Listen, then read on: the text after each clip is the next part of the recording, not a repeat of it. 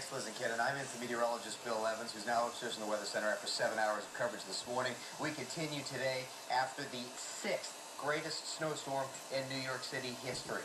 Just below got caught in a snowman that just was relentless and would not give up. And it's just on the fringes here in the five boroughs. But there's an area of 20 to 30 inches that go from places like Rockland County into Bergen and into parts of Essex, Hudson, Union County, Monmouth, Ocean County. And that's embedded in a big swath of 12 to 20-inch snowfalls. And some lighter amounts in the normal jackpot spots. Like in Newton, New Jersey, only had about 7 inches of snow. So just remarkable. When we got hit, we really got whacked with the storm.